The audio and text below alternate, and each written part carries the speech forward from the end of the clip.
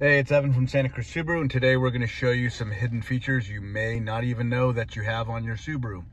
Of course, there are lots of different kinds of every model that Subaru makes, so you might have some of these features, you might not, but if you do, good for you. So first one we're going to show you is Smart Faves. I do have a video on this, but we'll do it real quick for you on this one. This one applies to cars with Sirius satellite radio. So something called Smart Faves. You got 10 Smart Faves that you can save on our new guys. Every time you save a satellite radio station, you're going to see this little star appear in the top right hand corner of the save station.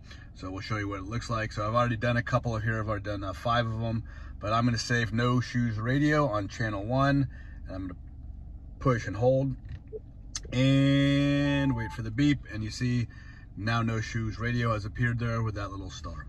So what the Smart Faves do, it acts as kind of a DVR for your radio. So I've already saved all these stations. The car's been running a little bit. So it'll do 2 things actually. So I'm gonna go to 80s on 8.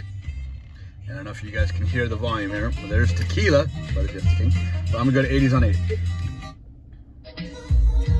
So what it'll do, you see it, this new screen pops up and it says replay. So what I'm able to do is I'm able to rewind the radio. So there was 3 minutes and 59 seconds ago when I turned this car on. And I don't know if you've even noticed, but when I went to 80s on 8, it automatically rewound itself and started at the start of the song. Let's go hit replay again, and let's go to Radio Margaritaville. And we're going to get the start of this song. We are actually 2 minutes and 6 seconds behind everybody else. So I'm going to hit replay, and that takes us back to live. Again, let's go to XL Faction Punk. And there's the start of that song. So that is Smart Faves.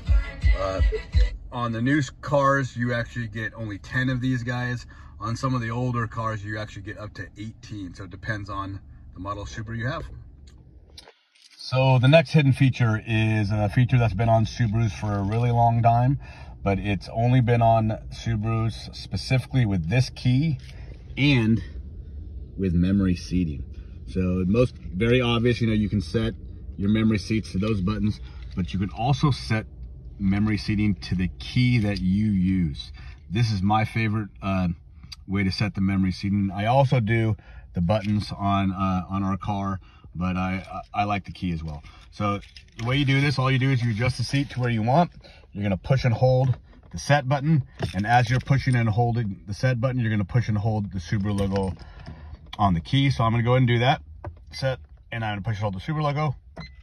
I don't know if you can hear that, but the car beeps, and you get the blinkers flash at you twice. So what that does is it saves the seating position where the seat was at when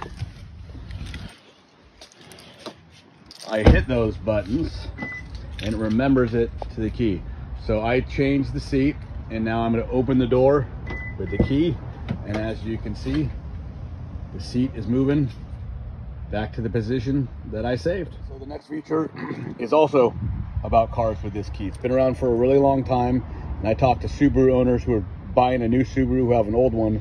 They've had it for 5-6 years, and they don't even know they had this. So if you have this key, you have a special lock button underneath tailgate here. So you have your open tailgate button, which is right underneath the Subaru logo here, but just slightly to the right of it, you have this button right here. So if I have the key close by and I want to lock this car, all I got to do is push that button and the whole car locks.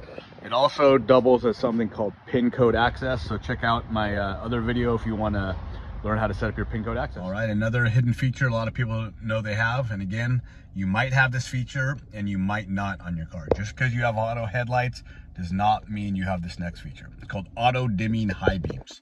So what auto dimming high beams will do is they will automatically dim the high beams. So, but you have to have the lights in the auto setting.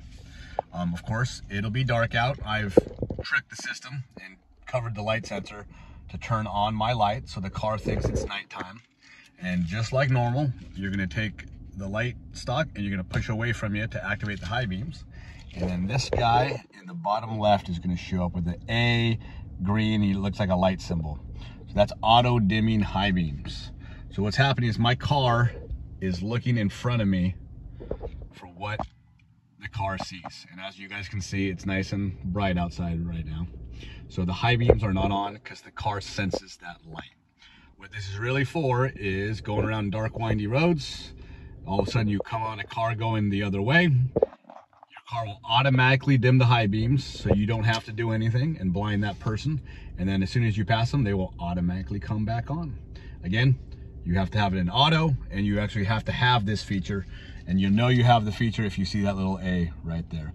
Again, the high beams aren't on. If the high beams were really on, we'd see the traditional blue high beam, which I just simulated right there.